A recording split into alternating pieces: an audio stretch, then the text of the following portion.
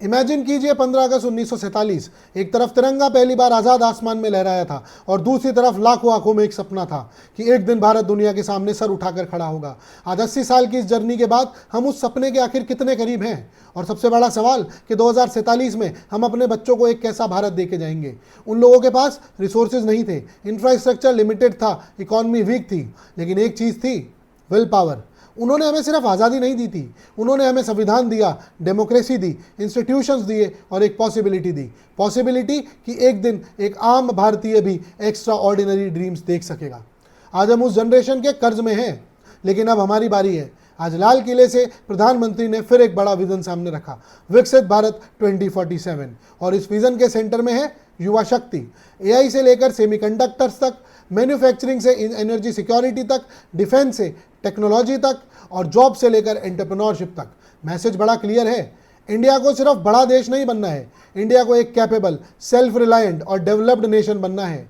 आज प्रधानमंत्री ने 1 करोड़ यंग इंडियंस को एआई ट्रेनिंग देने और कॉम्पिटिटिव एग्जाम एस्पिरेंट्स के लिए फ्री ऑनलाइन कोचिंग जैसे इनिशिएटिव्स का भी अनाउंसमेंट किया है। लेकिन एक बात याद रखिए, विकसित भारत सिर्फ जीडीपी का कोई नंबर नहीं है।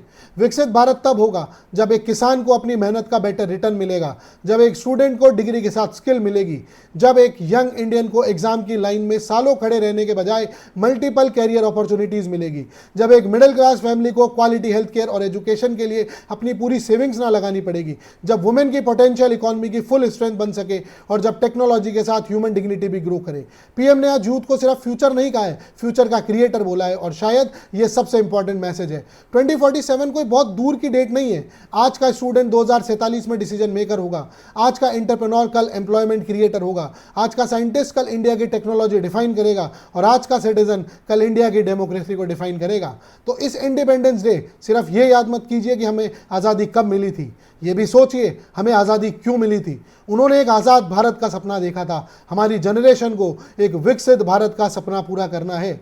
1947 में उन्होंने हमें तिरंगा दिया था, 2047 में हमें उस तिरंगे को और ऊंचा करना है। और जब 2047 में कोई बच्चा पूछे इंडिया इतना स्ट्रांग कैसे बना, तो हम गर्व से कह सकें क्योंकि एक जनरेशन ने आज़ादी जीती थी और अगली जनरेशन ने उस आज़ादी को एक नए भारत में बदल के रख दिया।